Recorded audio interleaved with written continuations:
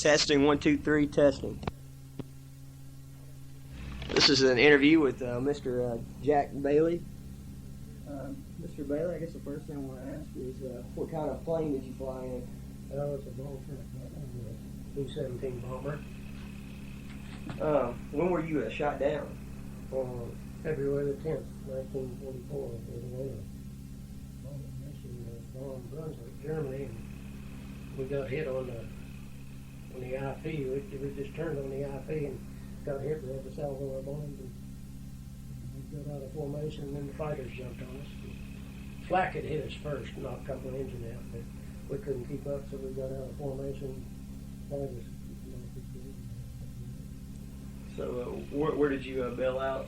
It was a little town by the name of Volks in Germany, close to Hanover. Mm-hmm. And they captured, well, there were 10 on the crew. They captured 8 of us, and he was away for a week or so, and froze his feet, and he had to give himself up, and the pilot got killed. Did they capture you immediately? Oh, yeah, they were standing on the ground waiting for me, and the guy came out and saluted me and shook my hand. He thought I was a German, you know. When I came down, he found out I no speak the Dutch. And then he said, follow me, and he took me in the house. And he was in a civilian clothes. He took me in the house and took off there's a clothes rack in the hall of the house, and he took his coat off and put it on. Had a big swastika armband on it, and I knew I'd had it right there, because you don't know how long it is or where you were or anything. Thought maybe we'd gotten back over to Belgium or someplace else, and the chance the underground could have got us. But we were in Germany, and they finally put a gun on us and found out. They kept asking me if I had pistol, and asked me if I had Lucky Strike cigarettes. That's all they'd heard of, and they wanted to know where we were flying from. They thought we were flying from Chicago or something. They didn't know where we were. This was in a place that they didn't know what the war was. You know, they hadn't been bombed, and the countryside, huh? The continent hadn't been invaded at that time, so the war wasn't in Germany. So they didn't know where we were coming from or anything. They called us Luftgangsters. And terror fleers is what they called it, but that meant Luftgangsters. Uh-huh. But they rounded us all up and put us in jail that night. And the next couple of days, they shipped us to Frankfurt, Germany for interrogation. We stayed there a few days. Gulag Blue? Gulag Blue. How long were you there? I'd say 2 or 3 days. I don't really remember. The people weren't too happy with us when they marched us through there. And, what did they do to you? They didn't do anything to us, but they threatened us and everything, because we bombed them about a week before that. We bombed Frankfurt, I think, on the 4th or the 6th of February, and then they marched us back through there about a week or so after that. They weren't very happy with us. It was a torn-out place. What was the Gulag Blue like, your cell or whatever? Well, that's where they interrogate you. I remember they tried to offer me cigarettes and all that stuff, and all the interrogators had the same story, that they could speak perfect English. Mm-hmm. And this guy that interviewed me, he gave the same story all of them do, that Hitler had invited them over. Then when they got over there, they couldn't get back out of Germany, and then he just made different, interrogators, and ones that could speak good English.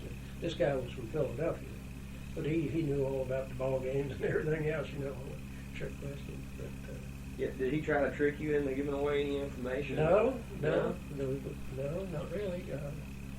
He kept asking me who my CO was and things like that. And, you just tell him name, rank, and serial number, and that's it. And he didn't threaten you? He didn't threaten me or anything else after that. So the only thing they did, they put me in a cell without any blanket or anything. It was just a hard wooden bed.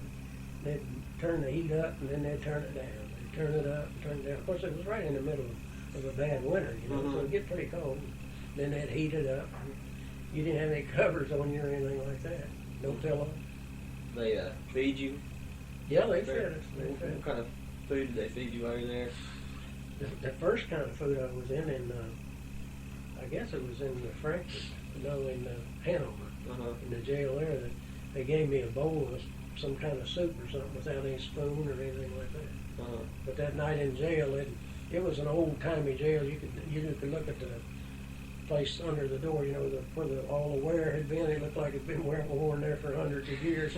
It didn't have bars on the cell or anything. It had a little peephole. Every once in a while you'd see that thing coming open because they were checking on us to see if we were still in there and everything. Mm-hmm. They gave me some old kind of raw sausage. I don't know, some kind of a spread. They spread it out on the bread, but it's almost like lard. Like raw sausage is what it looked like. Yeah. Hell, I couldn't eat that stuff. And they gave me, of course, I got so I could eat anything later, but they gave me some bloodwurst too, and I didn't know what it was, and I ate it, and then after I found out what it was, I wish I hadn't. It's congealed blood, that's what it is. Really. They got really shoved in me. How's that taste? Pretty good. All right. Not really. Yeah. Not really. What kind of questions did your interrogator ask you? Just wanted to know where we were flying from, what our group was, and all that stuff. Of course, they could get the number off of your plane and tell what group you're on because each group had a big number on the tail of it. We had square D's on ours, and they had triangle A's and everything else. But they could tell where you were from. And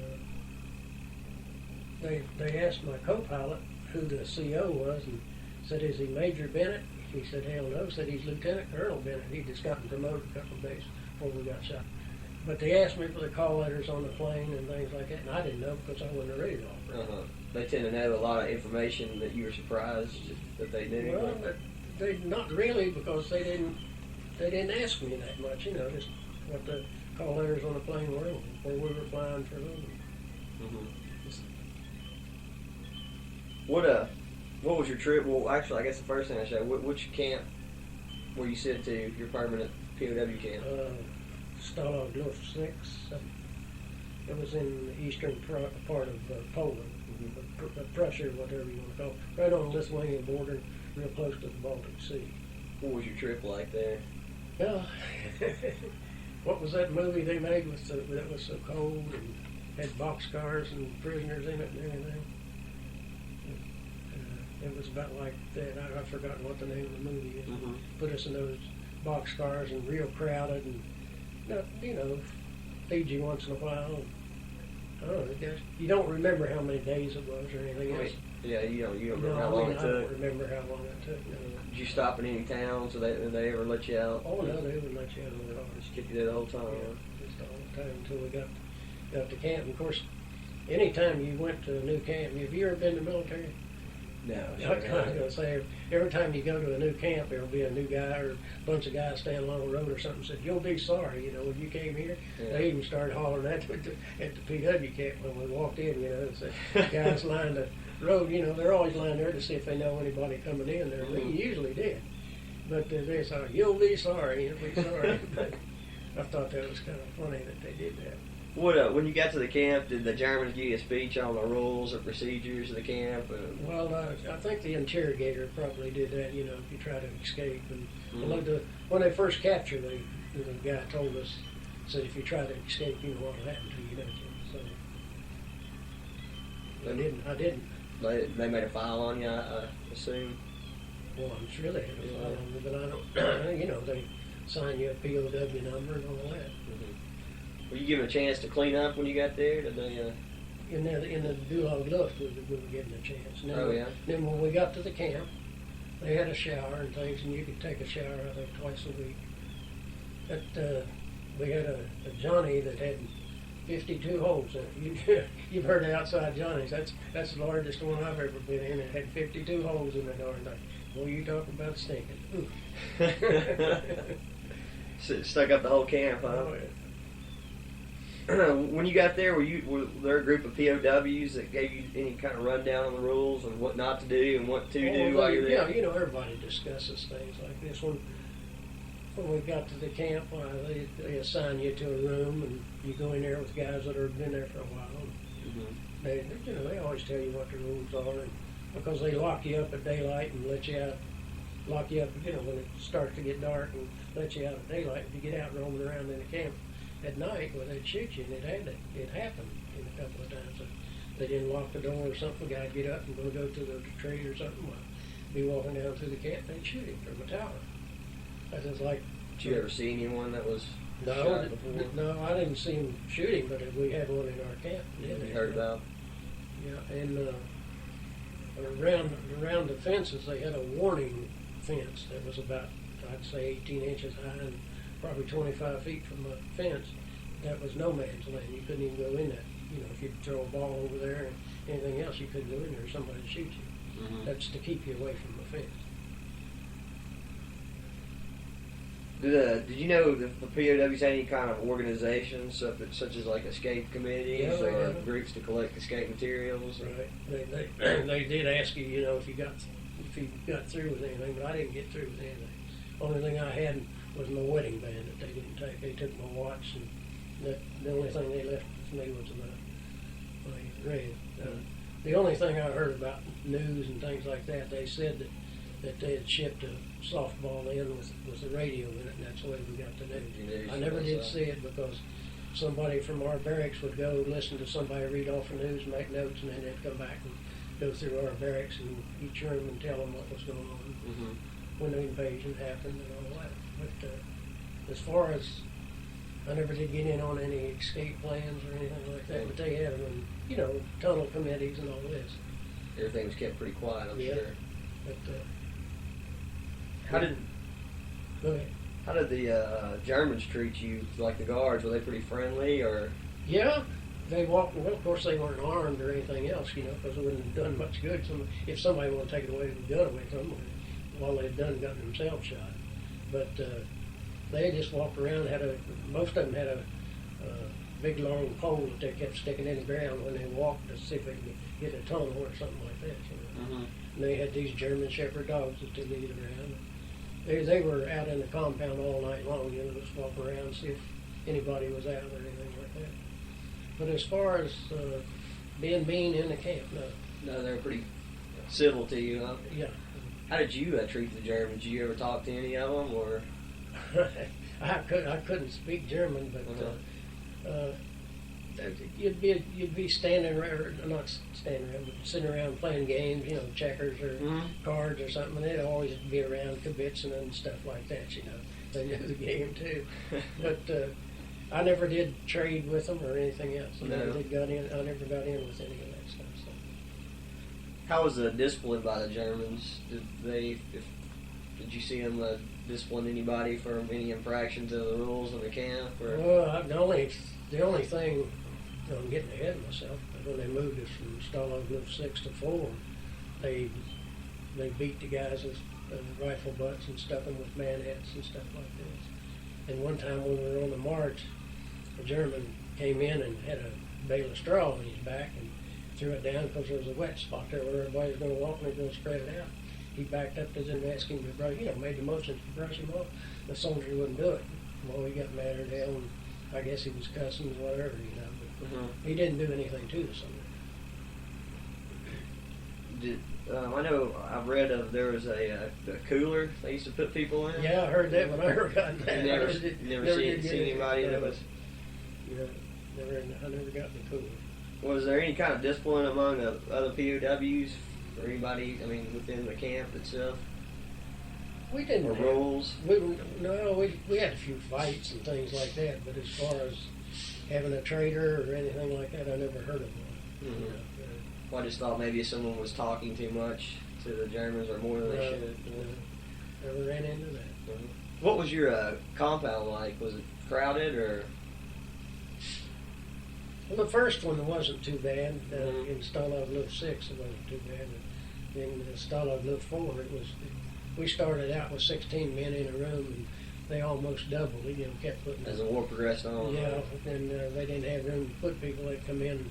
We had double bunks, and first thing you knew, we had triple bunks, and people sleeping on the table at night and things like that. So it got pretty crowded. What kind of things did you have in your compound as far as furniture went? Well, you had a bed, and had about 6 wooden slats on it. They counted those all the time because if you build a tunnel or something, you needed those to shore up the tunnel. So they'd come along and count your slats every day or whenever, and see that they were all there and none of them missing. And all the food that they would give you, if they gave you a can of meat in it or something, they'd always punch holes in it give it to you, and then when they brought other supplies in, you had to trade those cans in. Just make sure, I guess, you couldn't save it up, huh? Well, so you couldn't save it up for escape purposes, or you couldn't use the can to dig with. You had to turn a can in to get a can, so you couldn't dig it out. You couldn't dig with it. Were you issued any kinds of personal items, like a toothbrush or razor or anything like that? Well, when we were in the Dulag Luftbahn, they interrogated us, and when they shipped us out, they gave us a paper suitcase. And I don't remember what all it had, but it had all the toilet supplies in it. Mm-hmm. What was the sanitation like in your compounds and latrines? Is it pretty good, or? You know, like I said, we had a 52 holder, but they had sinks and urinals that were made out of tar paper and tar, and it wasn't first class or anything, but they kept it fairly clean. You know. Mm-hmm. A lot of lice or fleas or things like that. Not in camp. We got lousy as heck on the march, you know, Yeah. and sit around like a monkey picking off lice and things like that. But not in a camp. They discourage people growing beards and things like that for sanitary reasons. Uh-huh. What was the medical treatment like there? Was that adequate? No. I know I got sick one time. I probably had rheumatic fever at that time, but I got sick and no medical attention at all. No. They had some, you know, if a guy had a real emergency or something, but mine was just like the flu. Since then, they say I've had rheumatic fever and a heart murmur and all that stuff. Were you issued Red Cross parcels?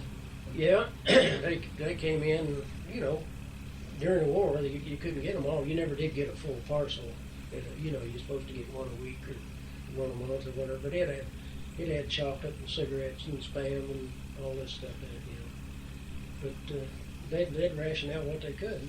That was it. And then they'd give you that old German bread every day. And that ersatz coffee, which I think was made out of burned barley. Tastes pretty bad, huh? Yeah, a pretty good slice of bread every day. Bread, I think it weighed 2 kilos a loaf or something like that. Pretty heavy bread. You take a loaf of bread like that, weighs 4 pounds. That's pretty heavy loaf of bread. What else are they? Kinds of food they give you? Well, it was everything was boiled. I guess it was a good healthy diet, you know, but you just didn't get enough of it. You know, they'd give you boiled potatoes and then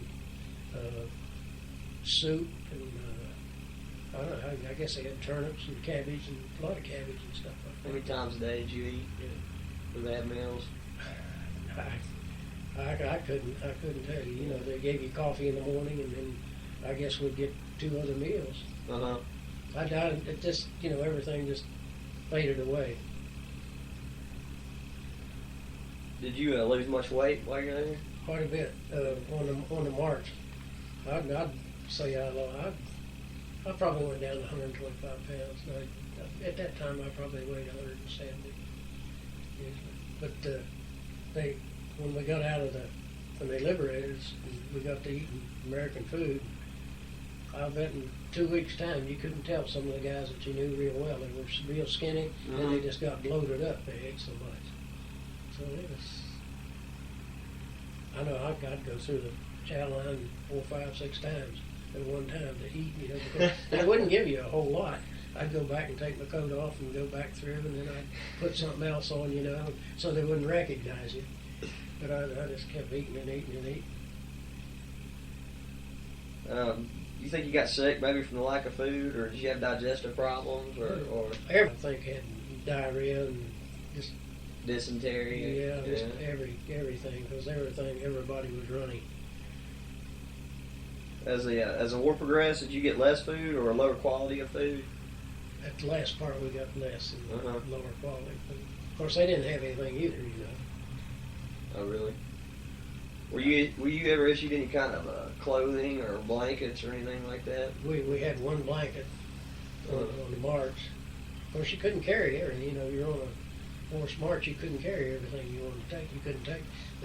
When we left that camp, you could have probably had 2 or 3 food parcels if you wanted, but you couldn't carry it. So we had our blankets and our cigarettes and things like that. So, and your toilet articles. Mm-hmm. What was there a kind of a barter system there? Oh yeah, cigarettes and chocolate was, of course, like I say, I never did get to trade with the Germans or anything, but if the guys wanted to smoke more, well, they could trade their chocolate for cigarettes, or if the guy wanted to eat more chocolate, he traded his cigarettes for chocolate. But my friend and I pooled our cigarettes and we started playing poker. We had a suitcase full of cigarettes, but they wouldn't last too long either, because every time they gave you a pack of cigarettes, they'd split down the back with a razor blade and pull it open, make sure there wasn't anything in the package besides cigarettes. And you couldn't store them too long. What was the most irritating aspect of being in camp? Not knowing how long you were going to be there, and you know, if you go to jail, you have a sentence. You know how long you're going to have to go. But the uncertainty of being there and what was going to happen to you the next day. You heard all these damn rumors that were going to make a lampshade out of you and castrate you and all this, you know. Of course, I guess old Hitler did say that he wanted all the airmen killed and everything, and then Goring wouldn't carry out the orders. So you don't find out a lot of that stuff until What about when you do like Luke? What were you worried about the most then? Just the worried about my wife and baby, I guess, because she was pregnant, and not knowing where I was. I knew where I was, but I mean, she didn't. I knew it would be a big shock to her. I could just imagine everything, you know, just abort and everything else. Everything went fine. How did you just cope with your, I guess, that feeling of not knowing, or? Well, I guess I was lucky, because the guys used to get mad at me. I could stay in a bunk for 20 hours a day. The others would get up and walk around all the camp, and they'd walk like caged animals and things. And I was able to sleep. And they'd get so damn mad at me, they'd roll me out of the bunk and everything else. But we played a lot of cards and things like that. A lot of poker for cigarettes. Did you notice if any of the prisoners had any kind of psychological problems? I didn't know any. I've heard of some of them having psychological Oh, problems. yeah. But I didn't personally know any of them. What else did you do to pass the time, maybe besides playing cards? Or Well, I'd walk a little, not much. But and sleep, I guess. And sleep, that's right. You stand there, you do a lot of talking and everything. Yeah. And you look for guys that you knew, and they had a barber shop there, you know, a guy would cut hair and everything. They had a little book in there. Every time somebody would go in there, he said, "What state you from?" And they'd sign them up for that state. Well, you'd look in there and see how many people were from your state, and if anybody you knew or anything. And I happened to, the only one I knew or got to know pretty good was a guy that lived about 6 or 8 miles from me, and his name was Bailey too. But no kin or anything like that. But we got to know each other there. What kind of things you talk about most of the time? Well, most of them were war stories and everything. We had one infantry guy in our room. Oh, he was a mouthy character and everything. And he got so, after about 6 months, he heard so much air talk and everything, he'd start out his stories just like everybody else did. So when I got shot down, you know, he was an infantry guy. Can I get you all a cup? I'm fine. Thank you. I'd like to have one. I'm money dry. Wouldn't Sure. you drink a Coke? Well, sure, I'll have one. It's a Diet Coke. Oh, that's fine. Okay. Get him a can, Rick. That Pepsi's not much good.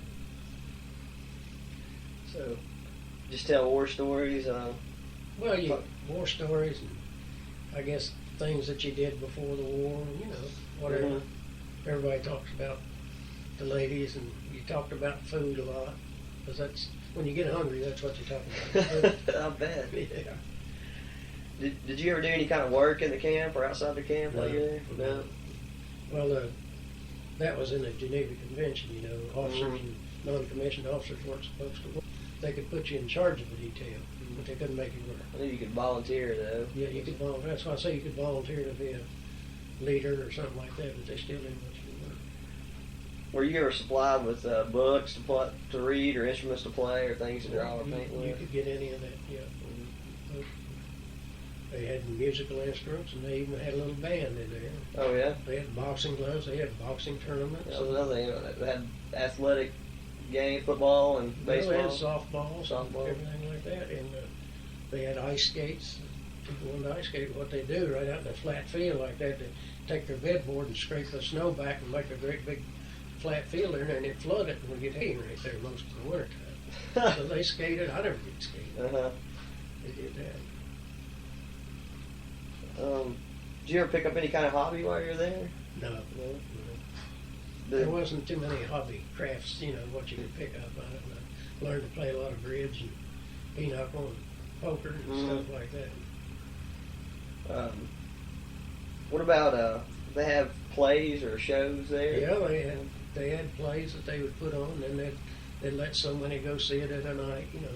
These guys would dress up like gals, and some of them even look pretty good after being there that long. But they put on these real skimpy clothes. Did you or any others that you knew play tricks on the Germans? I didn't. No. Did you know? I don't know. No, you didn't see anybody like messing up roll call or anything like that. Did you receive any kind of mail from home? Yeah. That's what I say. I was there. I got shot down February the 10th, and it was August sometime before I got any mail. First mail I got 22 letters at one time. Then it strung out after that. You get one or two every 2 or 3 days. Back to food parcels, cigarette parcels. Of course, half of them would be gone by the time you got them. She'd try to send stuff, like a blanket or civilian shirts and things like that. And of course, the Americans take them out until they get over there because it wasn't legal to send anything that wasn't GI issued. Did you get to celebrate holidays while you were there? Well, I don't know, like Christmas and things like that. They had a record player in the barracks, and you put it out in the hall, and everybody could hear it, and you could do like that. But you didn't have any food or anything else. You just make your own out of your own milk and chocolate and things like that. We had a way of making a pie out of graham cracker crust and everything, and put it in a little box, and then fill it up with chocolate and that clean milk. And it made a pretty good little pie at that time. Did you get to have any kinds of religious services while you were there? They had those, yes. I wasn't religious at that time, but they did have them. Anything you wanted. My friend was Catholic, and he was the most religious guy I've ever seen in my life. And we stay in contact to this day. But he always attended service and everything there. Did you ever receive any kind of, or get any kind of propaganda from the Germans while you were there? Oh, they'd tell us stuff every once in a while, but as far as trying to make us read something, they give you some newspapers once in a while, and we tear them up and use them for toilet paper. That was the only thing, because we couldn't read the damn thing. Use the papers for toilet paper. They'd tear them up in little squares and issue it out as toilet paper. They ever have any kind of classes, like language classes or anything? Yeah, if you want to learn to speak German or something like that. Somebody there to do it? Teach it? You could find anything you wanted to in there, somebody would do something. Really? When was the evacuation of your camp? Thank you. You're welcome. It was on February the 6th, 1945, when the Russians got close to us. They marched us out, and then we stayed on a march until April 26th when we got liberated. So how many days was? It was 83 days or something like that. But before we had to march out of there, they had a bunch of Russian prisoners. They would march through our camp and everything. Those poor guys, Russia never would sign the Geneva Convention, treatment prison. Those guys would come through there. They looked like George Washington's troop with their feet bleeding and rags around them and all that stuff. Anytime we had a spare pair of shoes or anything, we'd throw it to them. And they were marching through to keep them out of the Russians' hands. And the first thing we knew when we started marching too, we didn't know what was happening at that time. But they were a forerunner to our march. They came through our camp. How did they treat you on the march? It wasn't bad. We all got lousy. We couldn't take a bath. And you just no sanitation at all. And at night on the march, put you up in a barn or sleep out in the field or anything like that. If you stayed in barns, the guards outside, and if you had to go to the bathroom or something, as soon as you got out the door, they'd motion down like that. And of course, everybody in the camp had diarrhea and everything. It was just a bloody, slicky mess all around. That would smell like hell. It was just, and the food, the food parcels didn't get through at that time either. And they gave us boiled potatoes and kohlrabies and stuff like that. And we stole what we could at those community farms. They'd have these big long rows where they'd bury their vegetables. Mm-hmm. And if we were around a camp, a farm like that, well, you could steal a few potatoes and things like that at night. Not many, but you could get some out of there. But the Germans, they didn't beat you or any of the men around you, or Not on that march. The only time that they were real mean to us was when they moved us from Stalag Luft 624, and they put a ship to move us out on the Baltic Sea into Stettin Harbor. You worried about being torpedoed or whatever if you're out in the ship like that, and they put us down that damn ship, and they blocked off the hole. You couldn't get any air in it, and if you had to use the Johnny, they'd put a 5-gallon bucket down in there and pass it around, and it sloshed all over everybody. You didn't have but about enough room to sit like this. If you doze off to sleep, you'd find 6 pairs of legs on you. It was and hot. Oh God, it was right in July, and down the hold of the ship, hotter than anything I've ever known. Mm-hmm. And then they got us off of that and put us on trains. And they handcuffed us together, took our belts and our shoes, because you can't run if you don't have the belts, and trying to hold up your pants, and you don't have any shoes on. So they took all those and put us in boxcars, and they built a barrier between us and the guards. The guards were on half of the car, and we were on the other side. And we didn't have any matches to light our cigarettes or anything else. Every time you wanted to light a cigarette or anything, you had to go up and let the guard light your cigarette for you and stuff like that. So you couldn't set the place on fire. Mm-hmm. That was on your way to Stalag Luft 4. And the water situation wasn't very good. They didn't give you enough water or anything. I remember how dry we were. And then when they got us off the train, they lined us up with our old guards. We had a bunch of old men as guards at that time. Mm-hmm. And the first thing we knew, they went over and sat down in the grass, and I guess they call them Kriegsmarines, about like sailors. Mm-hmm. But they came up all along us and just stationed themselves all along us. And every one of them had a fixed bayonet and a German Shepherd dog. And then, of course, we didn't know what was happening or anything. First thing, they started hollering loose. That means to run. Uh-huh. And they started pecking at guys with those bayonets and everything. I never did get hit because my buddy and I were in good shape. We kept right in the middle of the column instead of on the outer edge where the dogs and the bayonets were. And we just thought they were going to run us till we dropped, but they were running us to that camp. I don't know how far it was, a couple of miles probably. They run you by some civilians? Do what? Did they run you by some civilians? I guess they did. I didn't notice You don't anything. know. But I know on that march where, we marched through towns and everything else, and civilians would come out and line the streets and everything. But they weren't mean. Uh-huh. Most of them they didn't know what a war was, what war was at that time. They hadn't had any fronts or anything going through there. Maybe they lived in the big city that's been bombed, but out in the country and things, they didn't know what war was. Yeah. A lot of people got sick, I assume. Oh yeah, we lost. I don't know how many people. I heard that we started out with 6,500 people, and it was 1,800 of us ended up. But they dropped out. See, I know one guy that dropped out, and I've seen him since the war, so I guess they took care of the rest of them too. I don't know. I don't think it killed. So when did they evacuate you from Stalag Luft 4? That was on February the 6th, 45. And where did they march you to from there? We just kept moving south, and we ended up at a little town named Bitterfeld. It's close to Halle, Germany. And they moved the front back 4 miles on each side and declared that a neutral zone. And I guess they'd contacted our group and everything, and they knew, the Americans knew we were in there, and they negotiated to get us out at that time. That's when they declared that a neutral zone. When we started marching out, you saw white flags in all the windows and everything. Got to the center point, German MP on one side and an American MP on the other side back up. That's when we were free then. Who liberated you? The Third Army, American Third Army. Mm-hmm.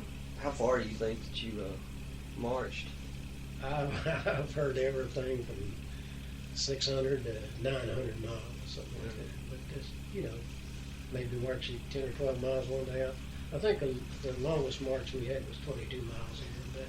Yeah, but you'd get so darn sore, you'd swear the next day you couldn't make another step, Get up. Feet swell up. Oh, yeah, and just, you were so sore you couldn't move, And then after you get up and shake your kinks out, well, you'd go again, Of course, you didn't have the proper clothing. I still don't know how we made it with the clothing that we had, and it was one of the worst winters they ever had.